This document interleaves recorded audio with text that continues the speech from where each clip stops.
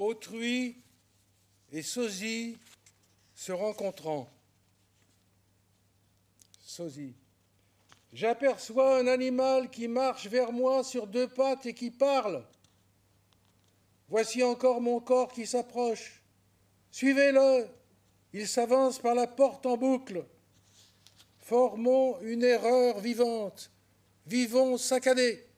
Dans un sac de dés, vous êtes un homme qui se permet à tort de faire un trou dans l'espace avec mon cerveau.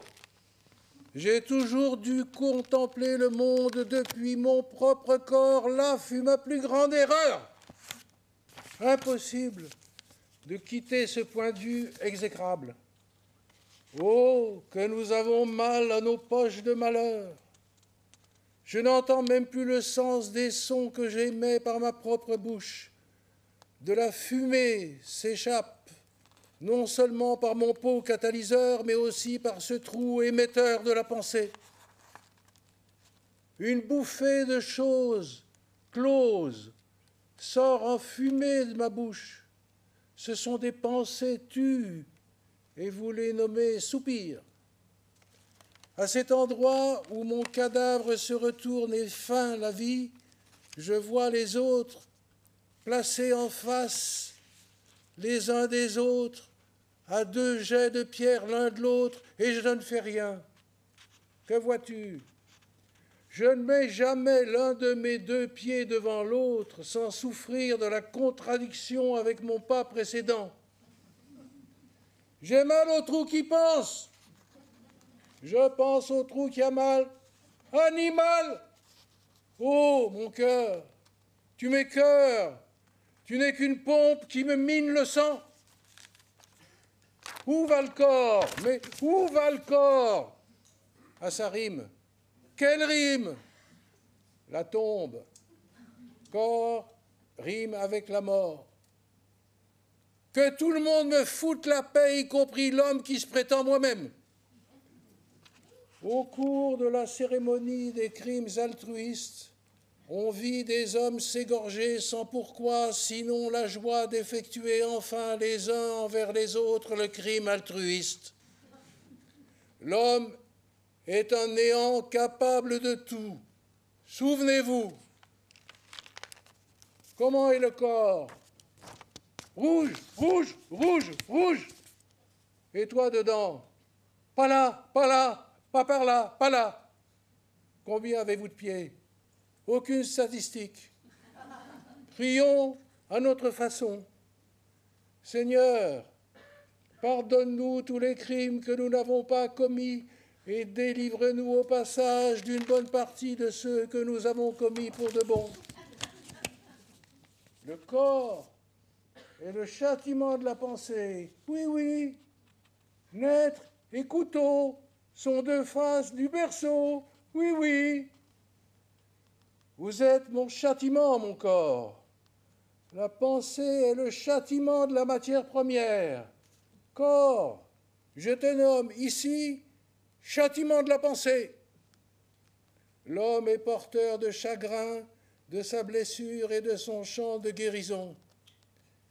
Qu'as-tu donné à manger et à boire à ta tête aujourd'hui?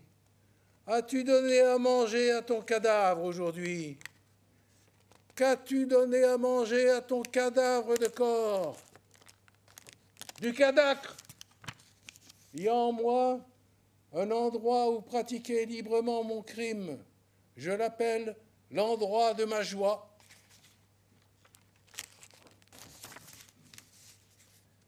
Notre crâne, qui est en nous comme une pierre au milieu de la pensée, notre bouche, qui est en nous comme un trou au milieu de la figure, notre chair qui est en nous comme une pensée par quelqu'un d'autre, notre œil qui est en nous comme la lampe du corps, notre corps qui est en nous comme la tête et des membres, et vous, surtout, notre pied qui est sagement dans nos chaussures, et vous, surtout, toutes nos minutes qui sonnent des heures, restez. Notre être qui êtes en rien, répandissez-vous au-dessus de là-bas, au centre du sur-delà, du par-delà, plus loin que le loin et au-delà de tout ce qui a dépassé le trou par le sommet duquel, du trou duquel, plus loin que par-dessus, le par-deçà de tout et de par-dessous, ici, et ici, au-delà du, et au-delà du par-delà, ici, prière ainsi fut faite. Prière ainsi fut vite faite. Lorsque mon père était petit, il n'avait pas son pareil pour faire la même chose. Ma mère, idem, lui répondait mêmement, et vous de même, au moindre éternuement, et ainsi de suite. Chaque jour, usant son hier pour essayer en vain de s'en faire un lendemain. On allait le dimanche chez les choses, les contempler et leur apprendre en douce à renoncer à jouer la partie. Des écriteaux nous disaient du bien de tout, et des cimetières nous enterraient à temps. Aveugle, en face de la présence qui voit, absent en face de la nuit qui m'entend, je parlais aux objets sans parole et tournais mon dos aux choses qui sont. Mes mots sont non en air, ni en chair, ni en son qui s'entendent, mais en Je rejette ma tête à l'envers. Au secours, gens du silence, délivrez-moi des mots dont je parle. Matière du monde me mange la tête. Matière du monde est en danger.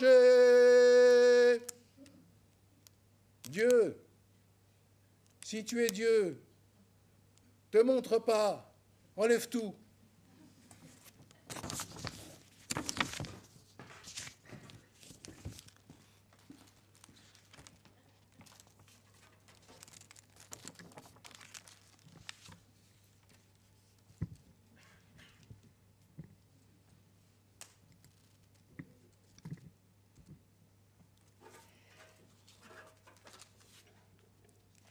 Alain de Lille écrit que Dieu est une sphère intelligible dont le centre est partout et la circonférence nulle part.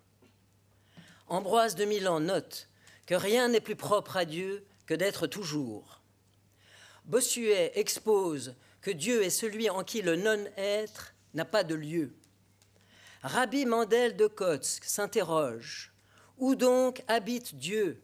Dieu gîte là où on le laisse entrer. » Jean Damascène constate que Dieu possède et rassemble en soi la totalité de l'être comme quelque océan de réalité infinie et illimitée. Leibniz affirme que Dieu est le fulgurateur des monades. Parménide précise que Dieu est exempt de tremblement et dépourvu de génération. Denis l'Aréopagite conseille de nommer Dieu d'un sobre silence. Eugène Pelletan remarque que qui dit Dieu ne dit rien. Les cadrans solaires nous enseignent que la lumière est l'ombre de Dieu. Pour Marc Sangnier, il n'y a qu'un but, Dieu. Joinville soupire que Dieu est si bonne chose que meilleur ne peut être. Saint Augustin fait observer que Dieu ne pense pas. Aux yeux de Platon, Dieu est invisible et amorphe. Spinoza entend par Dieu un être absolument infini, c'est-à-dire une substance constituée par une infinité d'attributs dont chacun exprime une essence éternelle et infinie. Saint François de Sales s'exclame « Ô abîme des perfections divines, que vous êtes admirable de posséder en une seule perfection l'excellence de toute perfection, en une façon si excellente que nul ne la peut comprendre, sinon vous-même. » Voltaire reconnaît que si Dieu n'existait pas, il faudrait l'inventer.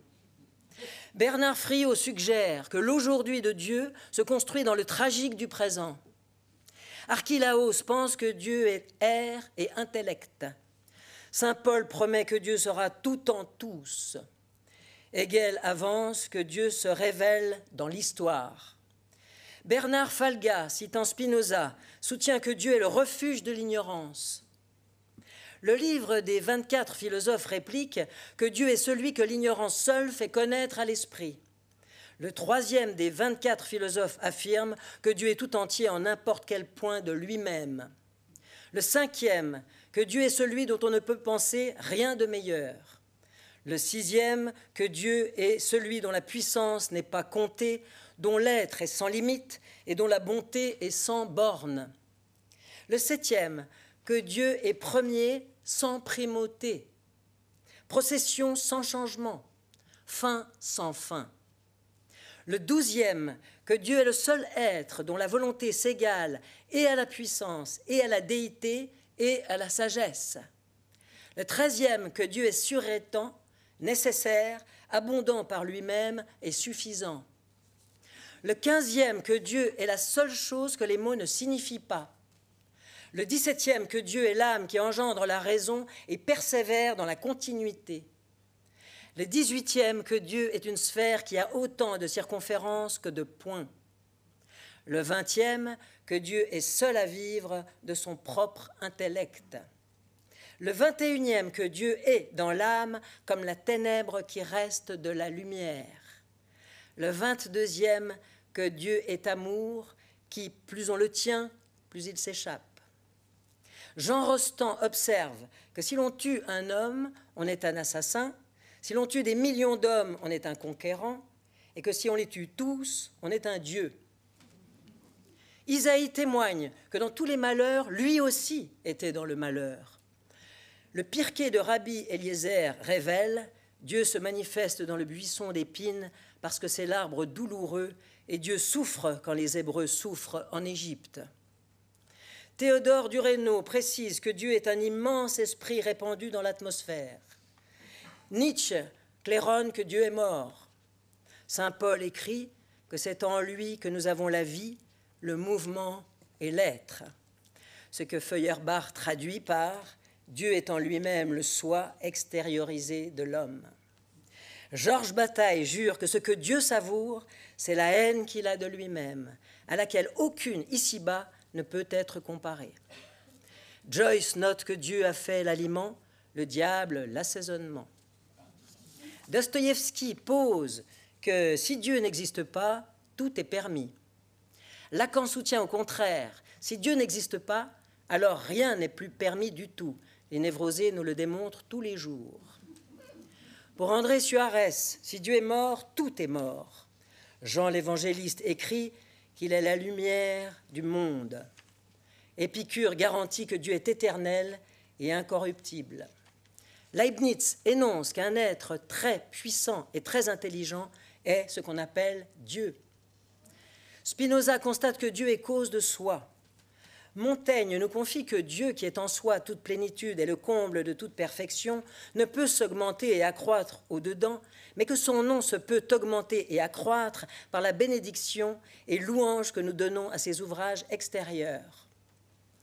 Les frères Goncourt s'accordent à dire que si Dieu a fait le coït, l'homme a fait l'amour. Marx échafaude un système sans Dieu. Jens Peter Jacobsen proclame qu'il n'y a aucun Dieu et l'homme est son prophète. Maître Eckhart souligne que la divinité précède Dieu, car elle en est l'essence et le fond immuable. Saint Jean écrit que Dieu est lumière et qu'il n'y a pas en lui de ténèbres. André Breton pense que Dieu est un porc. Constantin Monomaque ose dire que Mahomet se forge de Dieu une idole invisible. Madame Guyon s'enflamme, Dieu est tout bouche comme il est tout amour. Stendhal remarque qu'on ne peut parler de Dieu à une femme sans qu'aussitôt son œil pétille. Catherine de Sienne laisse entendre que Dieu nous parle aussi par son silence. Hildegarde de Bingen annonce qu'il sera la renaissance par le néant de la totalité des êtres. Wiederkehre der Allheit aller Wesenden. Marguerite Duras certifie que si Dieu était, il n'y aurait plus d'alcoolo.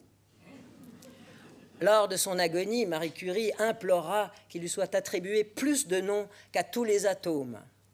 Élisabeth de la Trinité constate que tout l'appelle et que rien ne le définit. Catherine d'Alexandrie entend dans le Christ le cœur alternant de tout ce qui respire. Le jeune Rimbaud vocifère « Merde à Dieu ».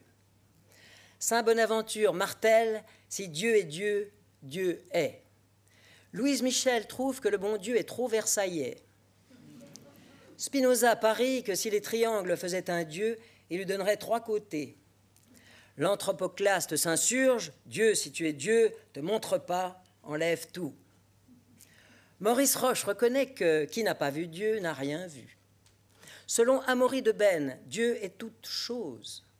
Spinoza est convaincu que Dieu est une chose étendue. Descartes corrige, Dieu est étendu à sa manière, car il est partout présent et remplit intimement l'univers de toutes ses parties. À Arcole, Bonaparte décide que Dieu, c'est le destin. Maupassant compare Dieu à un massacreur à qui il faut tous les jours des morts et qui se paye des guerres de temps en temps. Albert Cohen trouve qu'il est comme un vieux domestique qu'il faut appeler en tirant la sonnette de la prière. Aristote affirme que Dieu est si parfait qu'il ne pense pas à autre chose qu'à lui-même. Jacques Rebottier, feignant de citer Ambroise de Milan, ironise « Dieu est rond, volubile et ardent ». Anselme de Cantorbéry mesure que Dieu est l'idée dont une plus grande n'est pas possible. Hölderlin espère que ce que nous sommes, Dieu pourra le compléter. Aristote ne craint pas d'affirmer que le seul pouvoir dont Dieu se soit privé, c'est de faire que ce qui fut n'ait point été. Empédocle clame que Dieu est la sphère à l'orbe pur et qui, cerné de solitude, exulte. Le psalmiste voit que les cieux racontent la gloire de Dieu. Alain souffle que c'est la foi même qui est Dieu. L'Isis énonce que Dieu est le nombre ineffable.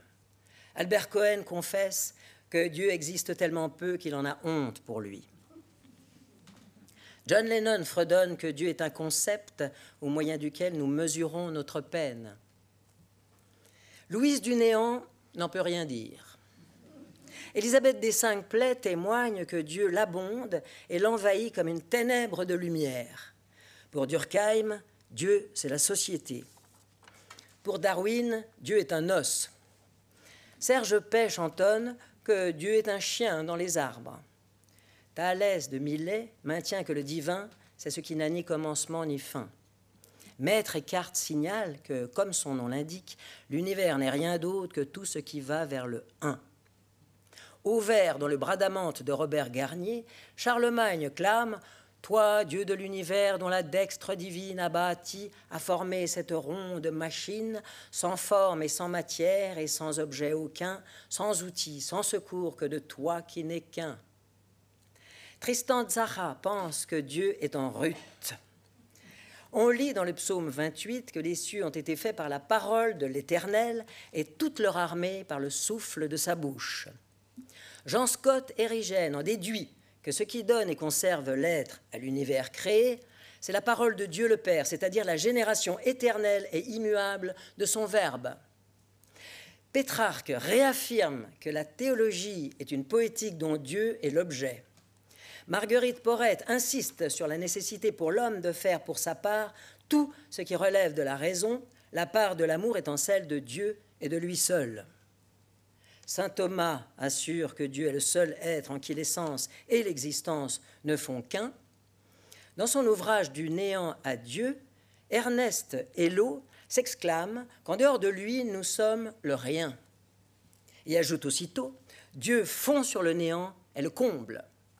Saint Denis nous avertit que tous les noms s'appliquent à Dieu et qu'aucun nom ne s'applique à lui. Sigmund Freud analyse « Dieu n'est rien d'autre psychologiquement qu'un père transfiguré et la religion est la névrose obsessionnelle universelle de l'humanité. » Rabelais glisse « À Dieu, rien n'est impossible et s'il voulait, les femmes auraient dorénavant leurs enfants par l'oreille. » Tzara lance que Dieu n'est pas à la hauteur. Rosalind Goldstein pense de Dieu que les noms ne le nomment pas. L'apôtre Paul écrit aux Romains que Dieu est celui qui réveille les morts à la vie et appelle tout ce qui n'est pas encore comme tout ce qui est. Paul Ricoeur se pose la question d'écrire ou non « Eie asher eie » en lettres latines. Martin Buber traduit « Je suis » par « Ich bin da ». Maître Eckhart commente « À la question « Qui es-tu » Dieu répond à Moïse « Eie asher eie » ego sum qui sum. Je suis qui je suis. Je serai qui je serai. Observez que si Dieu avait voulu dire qu'il est l'être, il se serait contenté de dire ego sum. Mais il a dit autre chose. Si l'on rencontre de nuit quelqu'un qui veut se cacher et ne veut pas se nommer et qu'on lui demande « Qui es-tu » il répond « Je suis qui je suis ». C'est ce qu'a fait Dieu dans sa réponse à Moïse. Dieu n'a pas voulu se nommer, donc Dieu n'est pas l'être. Deo ergo non competit esse. Il n'a pas à être.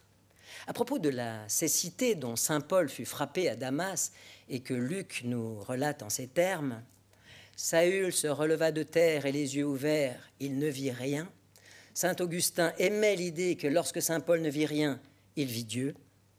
Maître Eckhart, reprenant cette interprétation, l'amplifie de la façon suivante. Lorsqu'il vit le néant, c'est alors qu'il vit Dieu. Lorsqu'il se releva de terre, les yeux ouverts, il vit le néant. Et le néant était Dieu. Car avoir vu Dieu, saint Paul appelle cela un néant. Il vit le néant et c'était Dieu. Dieu est un néant, ein nicht. Et Dieu est quelque chose, ein ich. Car ce qui est quelque chose, cela est aussi néant. Saint Paul s'écrie dans l'Épître aux Hébreux qu'il est terrible de tomber aux mains du Dieu vivant.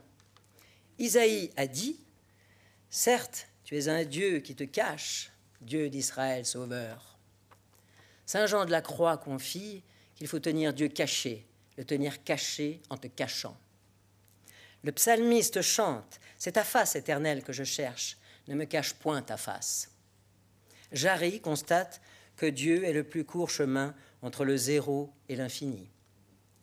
Marguerite Porrette nous prévient que quiconque parle de Dieu quand il veut, à qui il veut et là où il veut parler, doit savoir sans aucun doute qu'il n'a jamais senti le cœur véritable de l'amour divin.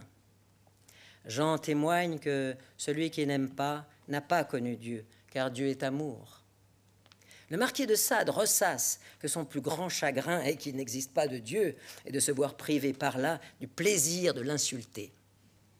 Furetière remarque que Dieu a 4 lettres dans presque toutes les langues. Justin de Rome écrit que Dieu est anonyme. Rudolf Bultmann rappelle que tout discours sur Dieu est comme tel, s'il y a Dieu, un péché, et s'il n'y en a pas, un discours sans signification. Jean Damascène conclut que Dieu existe, c'est manifeste, mais ce qu'il est, quant à son être et à sa nature, cela nous est entièrement insaisissable et inconnu.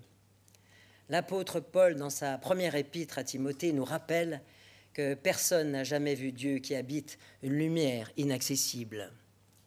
Deus equi sola ignorantia mente cognoscitur. Dieu n'est connu, Dieu n'est su, Dieu ne se connaît que par l'ignorance.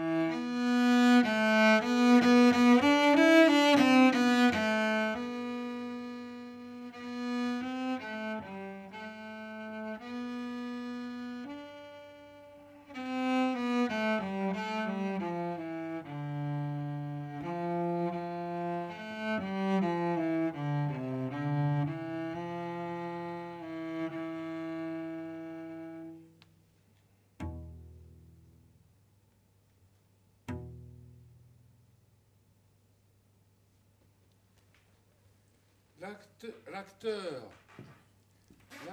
n'entre pas sur le théâtre, l'acteur s'avance avec tout le théâtre entre ses dents. Le chemin qui va des coulisses à la scène n'est pas un passage de la pénombre à la lumière, mais un passage de la lumière dans la nuit. Entrant en scène, l'acteur passe dans la nuit. Il doit tout voir avec ses doigts.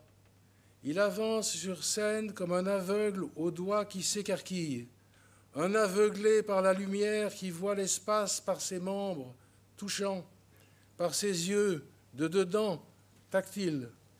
Il sait que l'homme n'avance pas dans l'espace sans l'espace d'abord dans sa tête.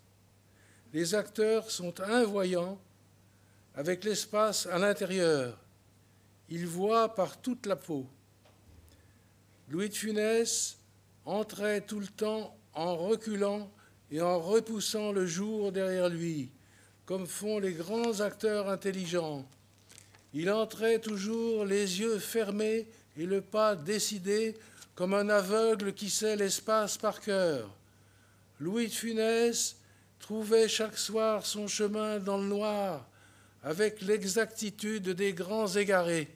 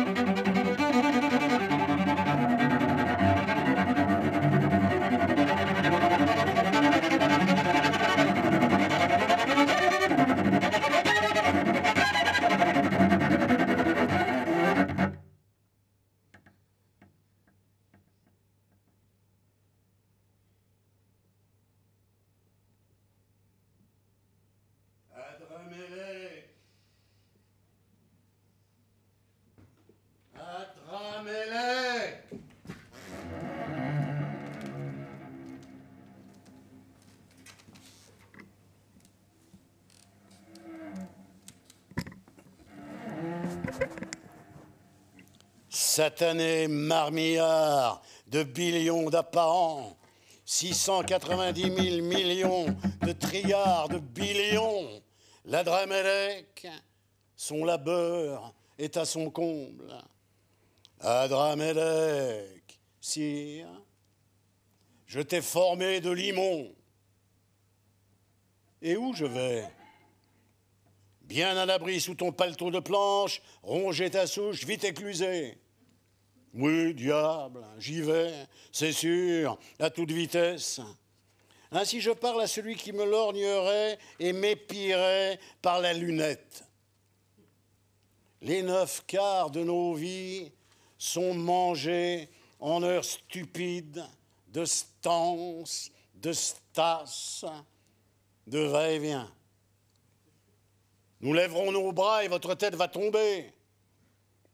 Ah, je suis mal content de ma vie de trajet à station ridicule.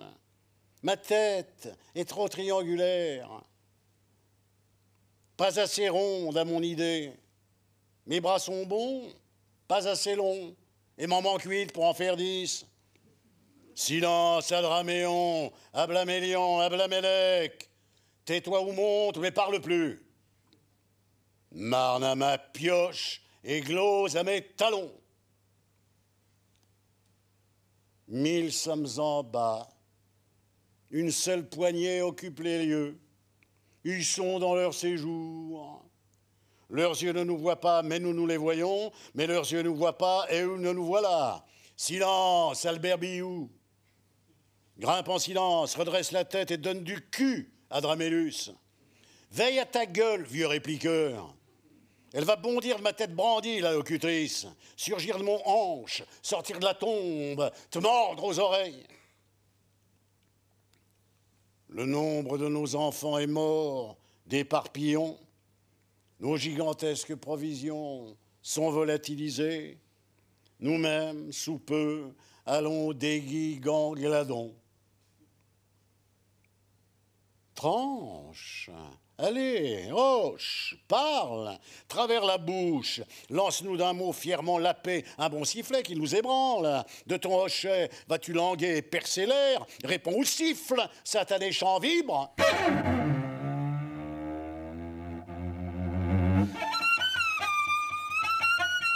Qu'est-ce que tu veux que je réponde? Veux plus répondre quand on m'appelle? Silence, votre voix empêche d'avancer les travaux. Silence, vos travaux empêchent d'avancer le vol-vocation de mes vox. Silence, Abliblalek, ton babillage m'empêche de te compter les pas. C'est le globe entier qui sombre à toute allure. Épargne à nos oreilles tes gestes stupides. Qu'est-ce qu'il marmonne, celui-ci, là? Qu'est-ce qu'il bronche? Rien. Rouspète, gueule agitée? Je ne rouspète pas. Mais je lance ma clameur géante du trou du bord.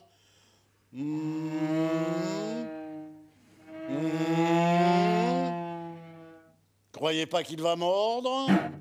Ça télégraphe, veut pas mordre, veut juste dire 690 000 milliards de trillions de billions. Veut pas mordre, veut juste dire. Pour trop longtemps, rien n'évolue nos positions. Nul trajet, ni changement, ni modif d'océan, rien vient, riant ou abondant, qui désentame l'extrême maigreur de ma pauvre portion.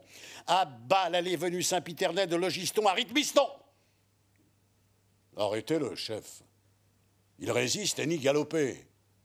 Adramélec.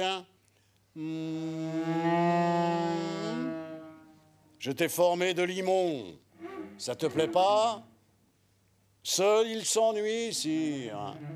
Fallait le doter d'un saxus, le con. Plantons quelqu'un auprès de ce polochon. Adramélec insomniaque, voilà ton saxus. Merci. Plus une sœur. Merci. Je te flanque d'une sœur pour que tu piaffes moins. Bonjour, Madame Lomès, la percée. Cousin, voyez ma cible. Je vous reconnais, proie du repta. Vous êtes l'arraché du reptan, tout droit issu du pont de septembre. Je le sais bien, moi-même fendu, j'en viens. Tu réponds rien? À croire que l'astre obscur s'acharne lui aussi sur cette bouche obscure. Rongeur mangé, il s'en nourrit et s'y développe. Je vais parler moi-même à ce trou, par cette bouche obscure. Parler et le manger, parler et me venger par ce trou. Chienne brute de mes genoux, que me murmure ta langue? Les murs de nos maisons sont-ils déjà mangés? Et est-ce que nos airs arrivent encore entiers à vos oreilles? Je ne puis vous entendre, car mes oreilles sont en bois. C'est vos yeux moches qui sont crevés, zébresses de taupe. Aucun zèbre. Il n'y a depuis longtemps plus d'animaux dans ces régions. À quoi que tu le vois? Le fût vilain de la cloison.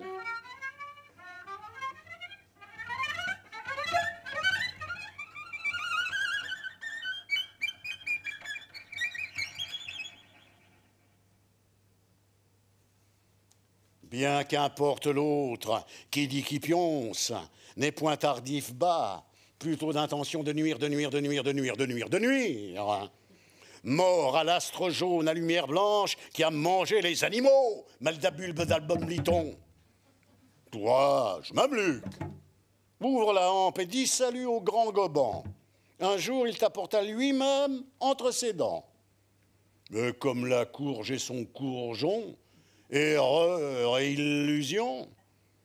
Le halètement suffocateur de cet astre jaune et rainuré répondait rien du tout du temps de mon carnage. Cette brigande-là n'y fut pour rien, car j'en suis sorti formé tout seul et dû à rien, sauf mal sinon au furieux choc des culs, desquels deux globes, l'affreux tapage m'a sourdé mes enfances, si bien que j'en suis, jourdhui encore, et bien que poilu et barbe au bec, abasourdi et abruti, le martèlement de la fausse planète à harcèlement pour rien n'y fut, car c'est au sabre que j'apparus, tout nu, direct et pas vêtu. Et bref, ce n'est pas d'aujourd'hui que le vieux mameluc va se mettre à faire des petites courbettes à la carpette du n'importe quel des jours qui se dresse. Soleil ou pas, je le salue pas. Tiens, voilà Ducos qui passe avec sa 2 chevaux.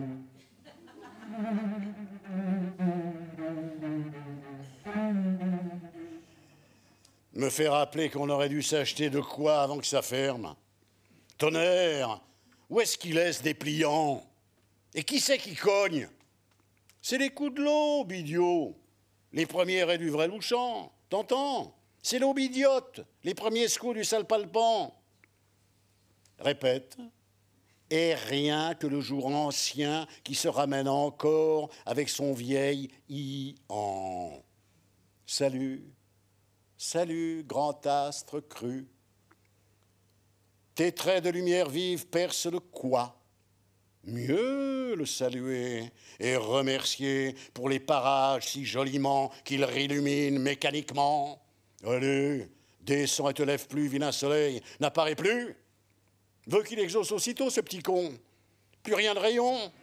V'là déjà la nuit qui me tire dessus son sale plafond. Et v'là le soir, avec son soleil qui tombe. Et rev'là le jour, qui me pointe dessus sa blancheur moche. Et rev'là le soir, il fait tout sombre. Reviens, blond, bel et beau. Va t'en coucher, vilain rayon. Nous avons trop mal à nos gîtes et ne voulons plus jamais qu'on voit plus rien. Ni de nos museaux, ni du tien. Et il s'en va, toujours obéissant, et nous en retournons, traînant nos basses pancartes, basses sur cou, où sont inscrites en lettres alphabétiques 6J, sans pain, sans pied et sans futur, la figure noire du pauvre Souche-Tron, laissé ici tout seul à l'abandon, pendant que les beaux soleils courants éclairent ailleurs. Meus solus sum. Où sont Jaillet, Buron, Lombard, Crucion et non Louise? Je te le dis, Henriette, où sont passés les autres pigeons? Et ainsi de suite, etc. Et il en va aussi comme ça pour l'été et l'hiver. Et autre chose encore que je glissais à Élise, à toute vitesse, sous l'oreiller, et autres propos qu'elle m'échangeait, et autres mots que je lui rendais, jusqu'à ce qu'elle me quitte. Un beau matin d'avril, frappé par mort, appendicite. Hardi, beau piaf, la soupe est consolante, vois ton assiette grande, petite, vide-la, rapide, vide. Inutiles et folles ripailles, Quand je l'approche pour m'abreuver, au lieu d'y boire dedans, je m'y vois souffrante dedans. Quoi ? Je m'y vois comme je les vois. Mireille, allusion, s'accouplant, sourd coup d'effroi, choc des deux culs, coup des gorbrois, choc des deux globes inutilement fessés par l'homme super agité et très vite hors de souffle sans plus d'air. Raconte, raconte. Too late. Rien réjouit plus mon vieux museau. À compte. Enfant déjà, j'étais si sombre qu'on affubla mon corps menu d'une tête joufflue 30 fois plus grosse. Racourte. Plus vieux du double, j'étais si triste qu'on me baptisa l'épluchure. Allusion assez aux légumes quand mon cœur larmoyant, j'épluchions en sanglants. Raconte. L'eau des trucs d'avance dont les... Silence. Il y a quelqu'un. Qui es-tu? Quel est ce nouveau?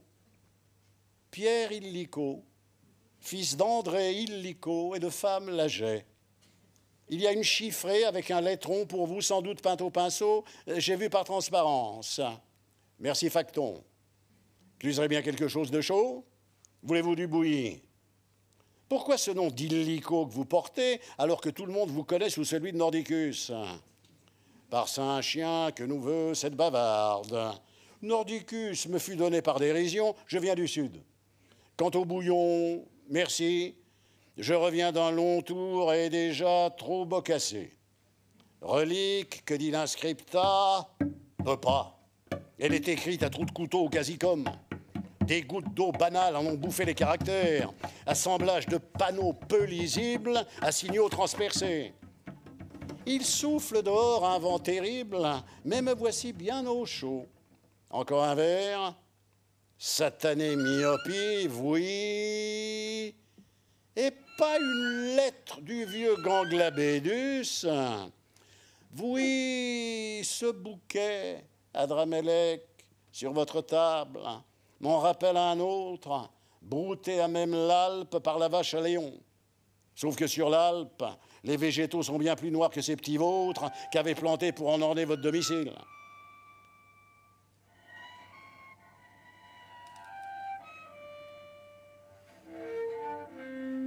C'est de l'Alpe, là-bas, que je vis le jour et me mis en pomper grandement l'air.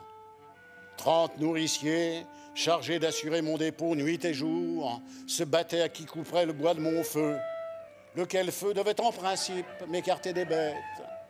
L'honneur étant immense pour eux, ils persévérèrent pendant des ans, jusqu'au moment où Dume, répandu de batraciens, envahi de corvidés, quittait l'Alpe et les nôtres. 5 ans, j'avais tout juste. Nous habitions Honfleur. La vive océane éclaboussait joyeusement nos frontons. Munis d'oreilles grandes, neufs, et pas peu fier de mon jeune museau, je courais la plaine à coups de fléau pour en manger tout le pain. Mes frères, chaque soir, en groupe massif, partaient tirer leurs nasses du désert maritime. Tous les matins, leurs 20 convois, bondés de gibier, couverts de prise, nous revenaient sans encombre des îles renommées. Nos aînés, nous saluant des voiles, nous les jeunes, leur répondions par signes, juchés tout au sommet du plus haut des pontons. En ce temps-là, il faisait beau. Trou du fond, cessez-vous, tu nous scies l'appareil.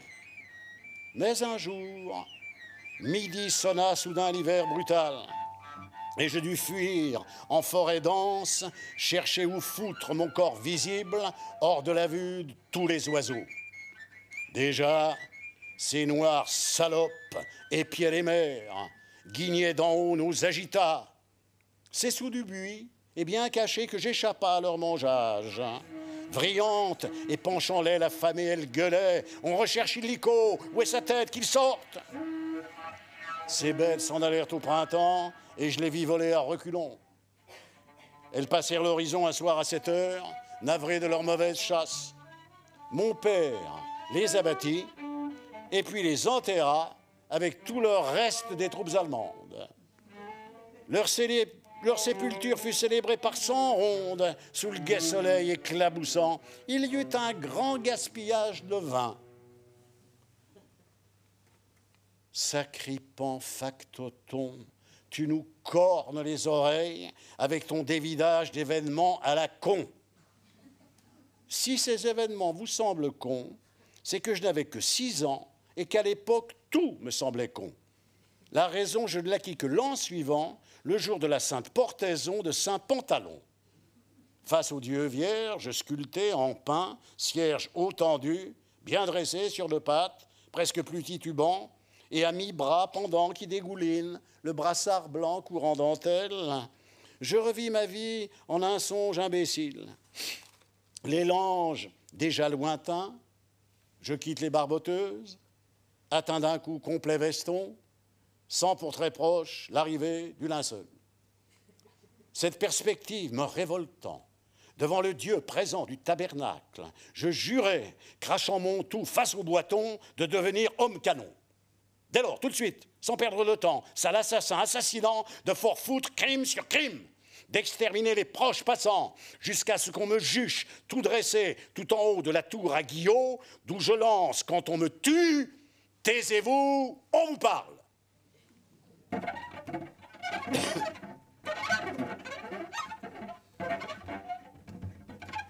Lui qui vous parle, on vous le montre au sommet du bio. Lui qui vous parle d'ici approche à pas de géant de son dernier A et va sous peu pousser l'ultime. Rouge, il va couler et sa tête va rouler sans donner son fin mot. Oiseau à pattes navigatrices, et vous, navigateurs du raz des eaux, écoutez tous le chant dernier qu'il vous lancera des airs. Il va couler tête à premier, et dans les sangs, goûter l'amergoût des horreurs à sale goût d'amergoût. Mais ce départ pour Repta, je le fais en public, et non comme vous, pétomane, en vitesse sous les jupes. Ce départ pour Repta lui rappelle sa venue et sa vie brévissime dans le monde minuscule. Trajet si court, en lieu si con, mérite même pas d'être évoqué. Bon funambule, penché en haut des échafauds, ce A, il vous le lance dans le sommet du bio. À vous, trou d'en bas turbulent, lui dressé, vous le lance, vous en bas, moi déjà tournoyante et la tête à l'anneau. C'est l'anneau sombre et quasi rond qui donne nulle part et tout au fond. Mais encore vif, ce A, écoutez-le, quand je le lance, qu'il vienne, qu'on me le fiche à moi, géante, au mi-temps du museau de la mitana géante.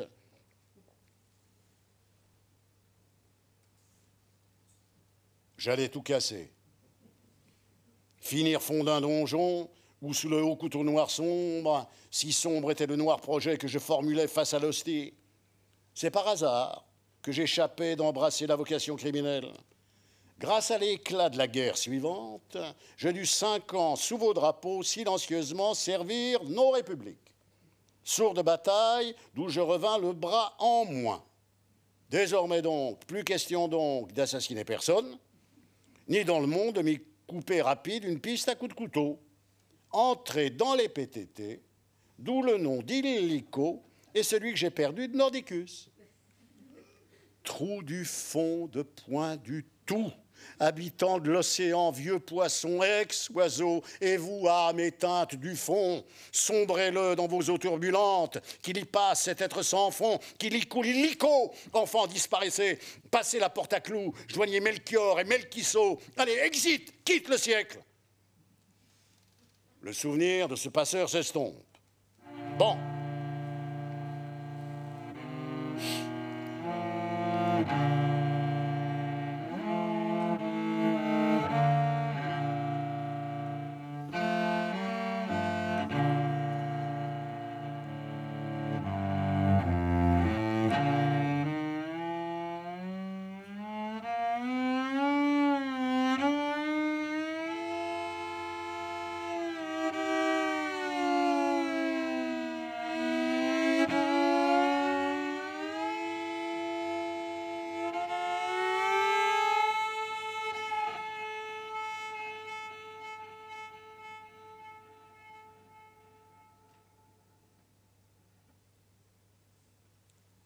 La nuit tombe, va refalloir se raccoupler. Honneur et labeur des méfaits et aux méfaits du septa et du sexta. Gambillon. La nuit tombe et estompe le souvenir de ce con. Un coup de reptan, oh, du mulot. Un coup de reptus, l'ancienne vieille artère féminine, toujours prête, revoulant toujours boire. Verse-nous plutôt à plein bordant, en vue des nuits de la fuite longue, l'eau qui bouche, qui comble nos noirs dedans et leurs animaux aboyants. Ces bêtes ont soif. Et ancipiat fenestram omnis multitudinem caput.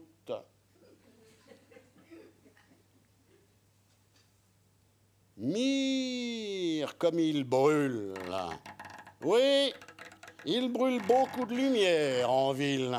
Dieu sait, 1000 kilowatts, 1000 Faraday, 1000 malades à veiller, à mener, allumés jusqu'à l'aube pour leur quick. Et grabatus omniam saint-père grabatus. Dans le milieu de la nuit, ils se rallument des trous joyeux pour apaiser leur furibas. Palant des sacs à crochets tout furieux à l'assaut répété du quoi. C'est la chanson, c'est l'acharné micmac des chœurs. Hop hop, hop hop, hop hop. Puis fin des bons, un quart de seconde. Car ils tentent sans cesse à recommettre l'acte horrible du rogation. C'est la chanson. Chaque coup qu'ils lancent leur pousse un enfant visiteur, d'où sort rapide le rectanglé violasson qui crève stranglé du premier clic.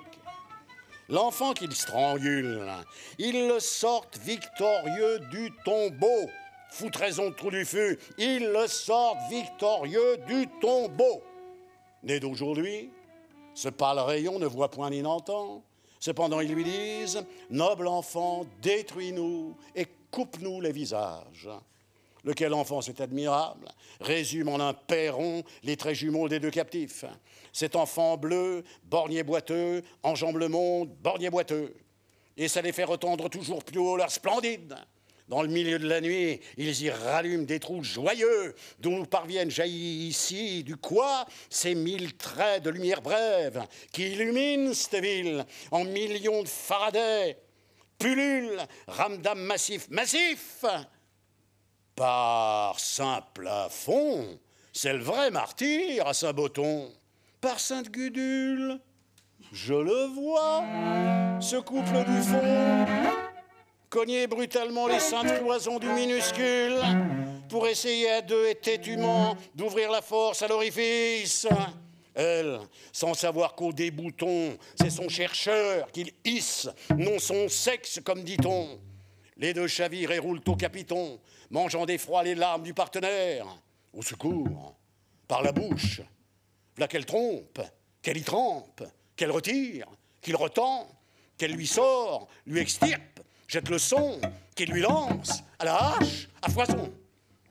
Et il se lave d'un rire le pont à grande eau, et il retombe décapité du haut, sans un mot, se relance, décidé, sans espoir, dans l'abus recommis du brahman d'Elgibus. Lui, rouge, elle, à la danse, dévorant son louis blanc, quasi comme l'oreille mange le son.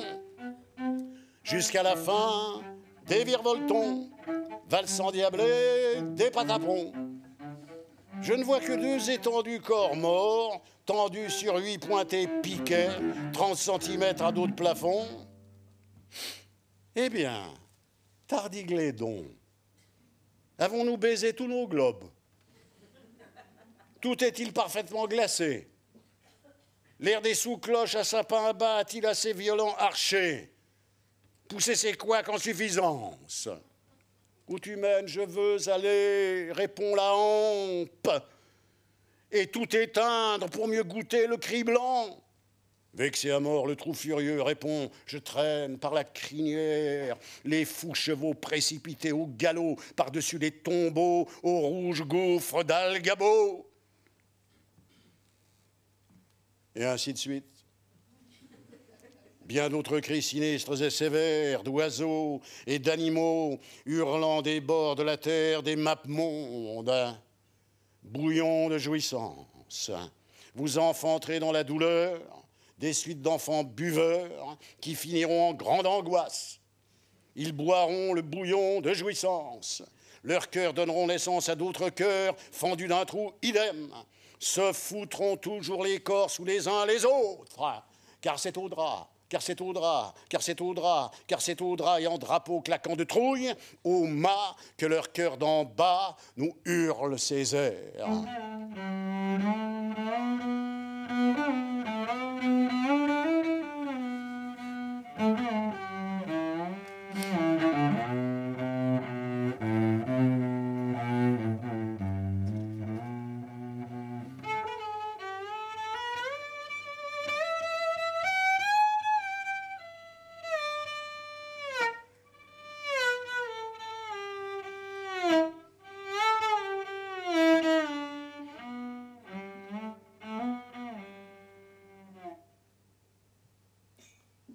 Qui me récite, tête à queue et dos de poisson, la suite bêtasse du réciton? Nocif? T'as entendu, Cordier? Adramelech, sur son échelon, il te parle avec sa boîte à pain. Il sait le calcul, il peut causer par les lapons, Adramelech, sur son échelon. Écoutez, mes chers pieds, écoutez. Je lève cette énième patte à la santé des planches, c'est-à-dire que je souhaite que nos planchers, au lieu qu'ils nous enfouissent, nous soutiennent et nous portent bien dressés jusqu'au bout. Chantez, fidèles jambes, progressez de la plante, arpentez le terrain. Qui a osé, madame, insulter nos satanés compas? Ils sont excellents. Chaque patte, pour prix de l'effort méritant, récolte à chaque fois aisément 24 à 30 centimètres. Persévérez, membres du bas, entêtez-vous. À force de remarcher, finirez bien par obtenir des locaux, des endroits, des pays, des régions. Galop, toujours courir. Et les yeux, je vous interdis de vous coudre. Entendu? Et vous, allez, Adramelech, contez-nous rapidement vos souvenirs et vues sur le baptême des porcs. Vous le pouvez, vos mâchoires sont puissantes. Je peux pas la dire. Porc, porc. C'était le jour de la Saint-Cochon. Ces bêtes vives sorties de la soute à Dagon décharnèrent ses portails, vêtues des restes des veuves que le matin même elles avaient escroquées. Fondaient sur nos linceuls déjà tout froids, tant je les avais mordus, qu'elles fendirent, chutantes et s'élançant d'en haut des pics, tandis que je, toussant et repoussant, ramais et ramenais, tandis que pendant du haut des cieux, des porcs avides se baptisaient l'un l'autre, goûtant leur sang, formant des séries de suites de files de grandes troupes, le tout dans un paysage extraordinairement peu vert. Adramelech, il faut que tu donnes maintenant le nom de ces bêtes. Je l'ai oublié exactement. L'une sans doute portait prénom Ganglade et Blibard et Gladon, mais nous ne le savions pas encore, alors nous l'appelions Behemoth. L'apostrophion de ce nom qui signifie Odette en hébreu et Léon en lapon, mais pas Léon d'Abyssinie, l'autre, celui du Groenland. Dans le ciel, de gros nuages se choquaient, émettaient de puissants coups de tonnerre. Un singe, monté très haut, hissa un drapeau, signe à la vue duquel le peuple cul nu agita ses mouchoirs, mouchoirs à la vue desquels le singe chanta « C'est Behemoth, elle va en mer avec ses sœurs ». Chant que le peuple hua. Hué que moi, millième piéton du nom, à voir enfin le vrai baptême des jeunes cochons, je poussais dans le demi-ton supérieur. La chute du singe suggérait rien, sinon la énième et 366e fois qu'un porc plus jeune et mieux armé me renverse l'assiette que j'ai sous le nez. Tasse toujours que je ramasse tout courbé, saluant sans le vouloir et cul nu toute ma vie répandue. Bref, ces beaux lampions m'avaient déjà tout abîmé la vue. 100 pieds suis donc alors pantin, n'est plus visage humain de homme vire mort. Eh bien, tant pis. Tombons en poussière, comme chacun. Aïe à mes branches, mal à mes... Coûtez le son terreux qu'il lance, coûtez le terreux son de son tambour d'apon, ressonnez l'heure du dévoron. Matière donnera matière à d'autres vifs. Je n'appelle pas ça tomber en poussière, mais bien suer de toute sa graisse. Hissez les petits cerveaux. Et du peu, gratte fort, cours de rue. Pas mal d'îles du cul sont encore pas découvertes. Et pas bien plus tard qu'assez récemment.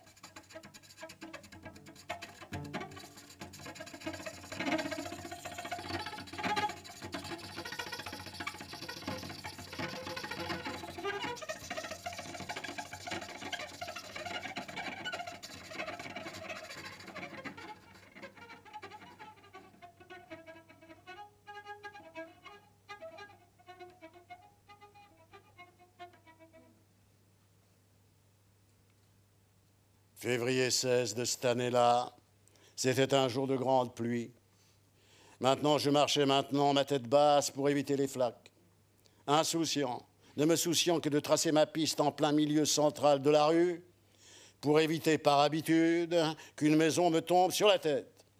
Or, soudain, en d'un rapacou et tout hasard, 1000 phautions, par hasard et au milieu d'une grosse mare, je vis surnageant mon nom en lettres, flottante sur la flotte, sur la dite flaque. Chien mille d'hallucinants, rapide elles disparurent, les flots se rembrouillant.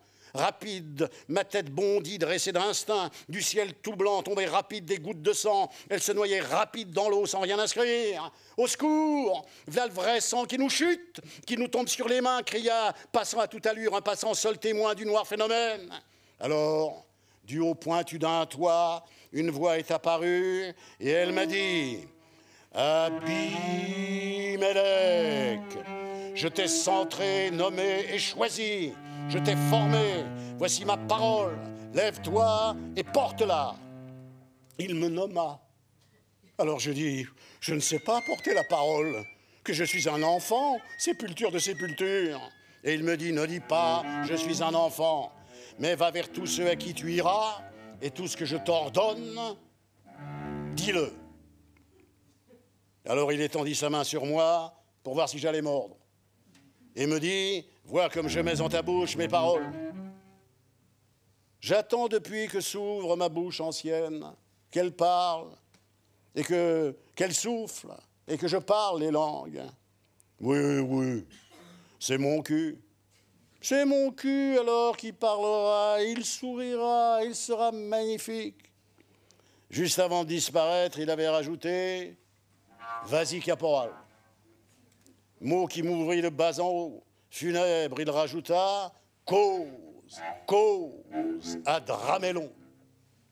Ce dernier trait me saccada. J'en versai des vraies larmes et des hoquets. Alors il reparut sous une autre forme, mais minuscule, et disparut.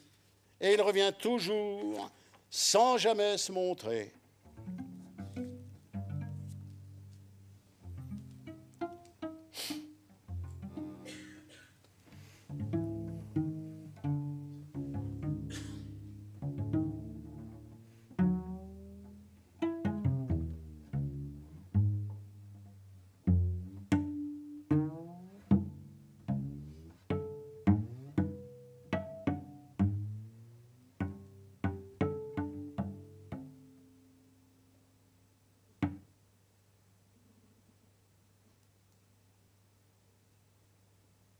C'est la Draméluc.